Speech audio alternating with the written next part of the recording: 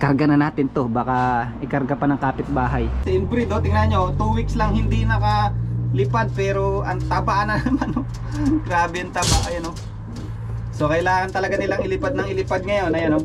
Mata ng champion ng 796 km. Yan, yearling champion, ha. Yan. You sure it's gonna be a good day tomorrow? Yeah, it's fun. Exactly, day. Don't get a front about I nearly that. turned off at Rosebeck Road and went home again. No, it's cool, man. Mix up, eh.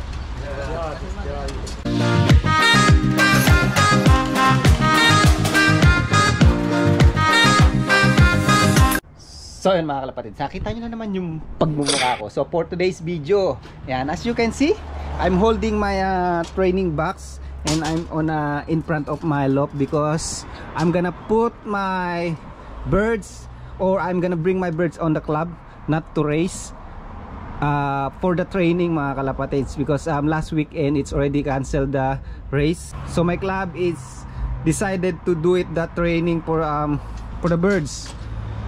Para sila stay fit mga kalapatids. Yan, kasi mabibigla yung mga ibon. Halos 2 weeks nang naka-cancel yung race namin because of the bad weather. Yan, oh. Yan, tingnan nyo, malulam na naman. And then this coming Saturday mukhang pangit na naman yung panahon. Ayan nga pala, mga kalapatids, yun, oh, yun, oh. Nakita nyo yun? Nakita nyo yan? Nakita nyo yung dalawa? Ayun yung bali anak ni Lady Stubborn and Wells Sports mga kalapatid. So tinuruan ko na lang sila, padala-dalawa lang, and then yung apat is nandito pa, andun pa yung dalawa, yung red checker, and ito yung dalawa, ang galing na, marunong na mag-trapping to mga kalapatids. Yan, no, solid, marunong na. Kaya sulit na sulit yung natin pag viewing dito. Tingnan nyo, nakita nyo naman yung pagbaba. Ayan na sila ngayon, pogi, oh. Mailap nga lang. Yan, napakailap na ibon. Pero marunong na sila mag-trapping. Kahapon ko lang tinuruan, ang galing. Yan, so yun nga, balik tayo doon. And looks like this coming Saturday is they have a bad weather again. It's gonna be a bad weather again this coming Saturday. So yan, kaya nag-decide na silang mag-training. Kasi nga bukas medyo malulam pa rin, pero hindi uulan yata. And yan, mas okay yun na ma-training natin yung ibon natin. Kung matuloy man o hindi yung yung race, at least naka stay fit sila mga kalapatids. Kasi pag ang ibon matagal na tenga, kumbaga tumataba yan, alam mo yun, parang boksingero din. Ayan, so kailangan nila maging stay fit mga kalapatids, maging mentally fit, saka yung katawan nila. Alright, ayan na yung dalawa, oh. Kukulit na nga, nakakatuwa, eh, no? Yan, never talaga akong nawawala ng inakay mga kalapatids. Hindi talaga, kahit lumipad ngayon yan, hindi na ako kinakabahan kasi na-viewing ko ng maayos yan. Yan. Saka hindi na ako nahihirapan magturo, yung magpapatrapdoor, papapasukin. Marunong yan, tingnan mo. Kasi nakikita na nga nila yung ginagawa ng mga old bird. Anyway, punta na tayo sa club para mabasket to. And yun, karga na natin to, baka ikarga pa ng kapitbahay. Ayan na yung yung isa pumasok na mga kalapatids. Ito matalino tong isa, oh. Nakaakma agad sa bubong na naman, papasok doon na. Tinan mo, grabe lap na, no? Yung isa pumasok na, eh. Ayun na isa, oh. Ayun, oh, loko. Talino, ayan, oh. Ayan, oh. Tinan mo, paglalapit ako, babalik na naman siya sa bubong. Pasok. Galing na, oh. Tinan nyo, oh. Pasok na. Alright, di ba? Galing. Ganyan lang magturo ng young bird, walang nakakaano, taba. Ito si mga kalapatid, so si inbreed, oh, tingnan nyo, 2 weeks lang hindi nakalipad, pero ang taba na naman, oh. Grabe ang taba, ayan, oh. So kailangan talaga nilang ilipad ng ilipad ngayon, ayan, oh. Pero yung pagkain ko dito, hindi naman ganun karami. Ayan, oh, solid, oh. Ganda ng katawan nito, palagi ko, oh. Wag lang madidisgrasya, malayo mararating nito mga kalapatids. Ganda, di ko nga alam kung kak o hen, eh. Ito yung inbreed mga kalapatids, mukhang hen naman, eh, no? Pero nakalagay dun sa registration niya, nakaregister siya ng kak, eh. So ayan mga kalapatids, punta tayo sa club, ayan na sila. Ayan, oh. So nasa 107 km yung release nito bukas. So bukas nga yung release nito, 107 km yan, oh. Yan. sila sinama ko na lahat sila sinama ko na. Sigurado may mga ano na tayo kasi dito, yung mga pang long distance natin, yung pinaprepare na si malayo, si Stubborn, si Inday, si Maldita, saka si 1289 hen. Ayan, oh. Yan, pinaprepare natin pang 1,200 km natin yan mga kalapatids. Pandikdikan natin yan, sana umabot sa dulo. Alright, punta na tayo sa club. So ayan mga kalapatids, sinakay ko na sa sasakyan natin. Yan, mukhang hinawakan ko sila, ang tataba na ng iba. Grabe, kaya kailangan nilang maglipad ng maglipad. Ayan, oh. Yun, nakikita nyo ba yung mata nya, no? Ayan, oh. Mata ng champion ng 796 km. Yan, yearling champion, ha. Yan. Tingnan natin, sana paabutin tayo ni Stubborn. Magbigay uli ng maganda-gandang lipad si Stubborn sa race na yon, and hopefully he can make it race also na 1,000 plus and 1,200 km mga kalapatids. Abangan nyo yan, abangan nyo yung mga Stubborn line na yan. Ayan, si Batang Quiapo, at saka yung mga older natin, si Inbreed mga kalapatids. Abangan nyo yan, si Inbreed ni Stubborn, saka si 124 Cup, anak ni yan o, yan yung may puyo sa dibdib. Abangan nyo yan, pati yung anak ni Stubborn nito, itong blue checker. Tiba yan, tingnan nyo. Right,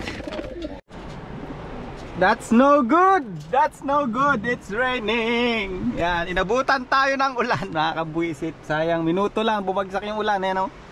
Lakas, ayun na yung at ano namin, truck, yung trailer. So hintayin natin minto ng konti yung ulan. Bukan nandun si Roger Smith sa loob ng club namin. Yan, saka tayo bumaba. Alright, yan, dito na tayo sa club. Papatila lang kami ng ulan. So ito yung race schedule namin. Supposed to be last week is on Libin, so 400 km, pero na-cancel. And then ngayon, this coming Saturday, Raitihi. But mukhang maka-cancel na namin Saturday, pero Sunday daw maganda yung weather. Baka Sunday ang race. Then Johnsonville, and then Tawid Dagat na mga kalapatids yan. Blenheim, and then Christchurch. That's a big event. Ayan, dito tayo nanalo yung Henderson Classic, and then 4 legs ng cup, and 2 yearling hen na magwaklak. Yan, ayan pala yun, Fred Tucker first 2 hens trophy. Kasi ito na yung mga long distance, Invercargill 1,200 km. Ayan, 1,240 km. How many birds you got, Joe? 12. Yeah, I got only small thing.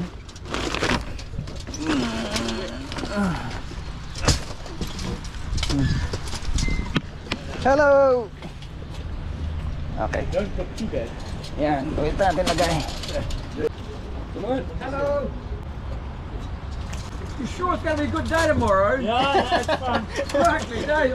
Don't get in front of that. I nearly turned off at Rosebank Road and went home again. No, what for, man? Mix up pa. I'll just chuck it in there.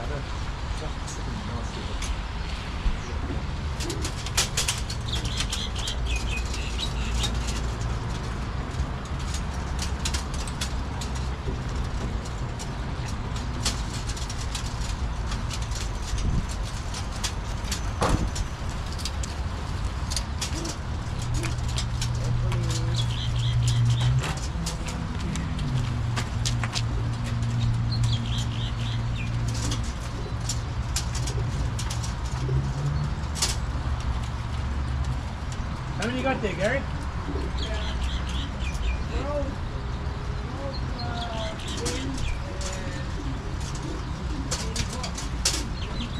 Twenty-two.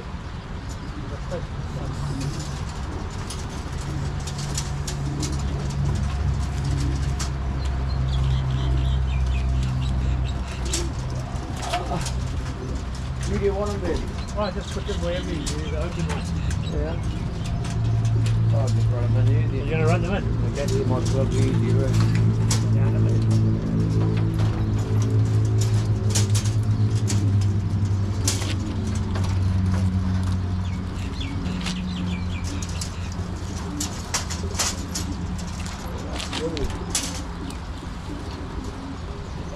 Move, you go the wrong way. Okay. Yeah.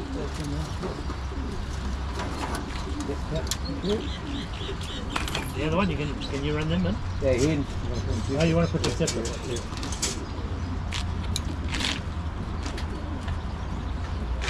I got 13. 13.